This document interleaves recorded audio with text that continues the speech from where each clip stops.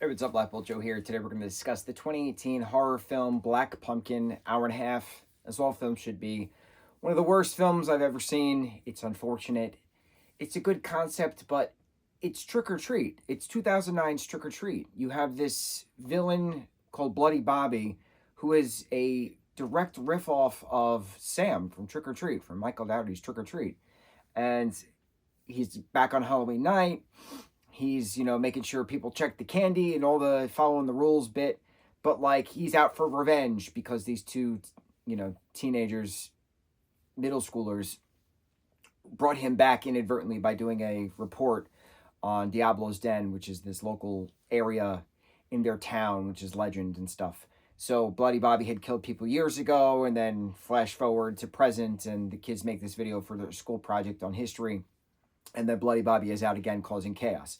So it's not a direct ripoff, of Trick or Treat. But the character is far too similar of a design and characterization in regards to Sam Solomon from Trick or Treat.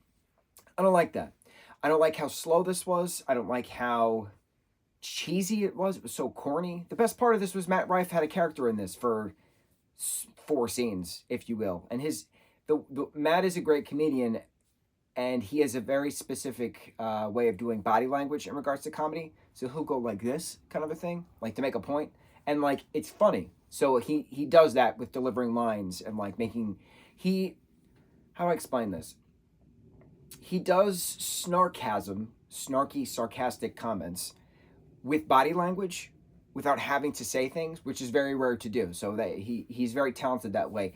And so it's nice to see that in regards to other projects, him being an actual character in a film versus a stand-up comedian. So that was the only thing that I appreciated about this, was seeing Matt Rife in a different light.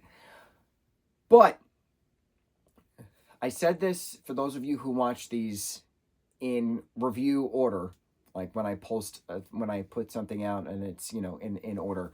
The last review we talked about was last night at Terrace Lanes, and I went on this monologue about how I have no tolerance for idiocy. I have no tolerance for stupidity in general, for incompetence, that common sense is not common. Who decides to edit certain things which make no sense? Who approves of script? Who approves of dialogue? Things, right? So, in this film, the boys present their project at class. They show the link via YouTube. The teacher then pulls them aside, and they're talking about, the legend and stuff. And he says, "Oh, when did you post this?" And the kids are like, "This morning." And he's like, "Oh, well, you guys are a hit." And then we get 2 shots of the screen of YouTube, and it says 666K, which is 666,000 viewers, right? Okay. Moving forward, 2 scenes later, one of the 2 boys meets up with some of the friends of the older sister of the other kid that he's friends with. And he says, "Oh, our video just got 66,000 views." And I paused it.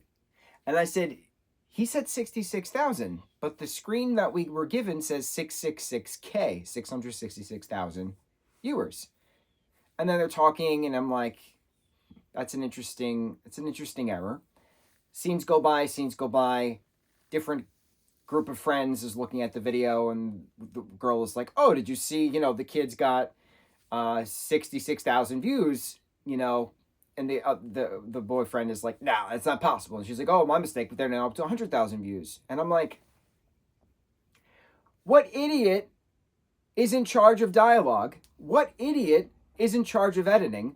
What idiot is in charge of creating the screenshot which specifically shows 666K, 666,000 viewers? I don't understand incompetence. I don't understand it. I don't get it. I don't know why it happens.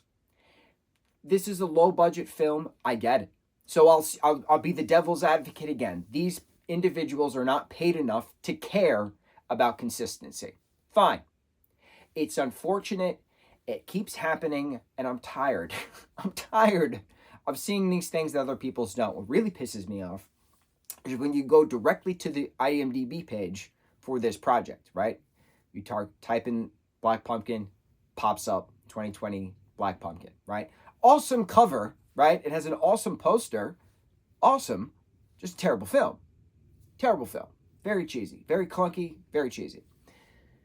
The first trivia thing for this film specifically states 666K is what the boys' video has garnered.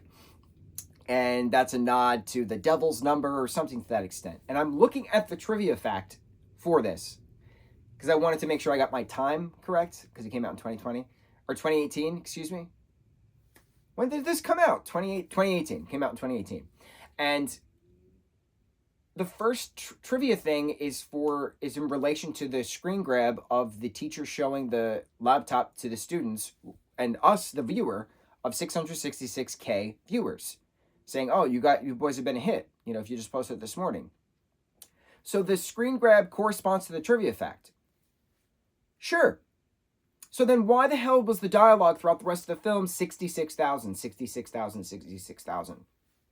Idiots, lazy, incompetent, slurgs of the world. Slurgs? Is that a term? S-L-U-R-G? Slurg? Sloth? Slurgy sloth? Sluggy sloth? I don't know. I feel like I'm making up words at this point. I'm tired of incompetence. I'm tired of common sense not being common. I am tired of those making films to still make films, that they're still allowed to make films with the idiocy going into the project before. Idiots, dark pumpkin, black pumpkin. On to the next review. Mahalo.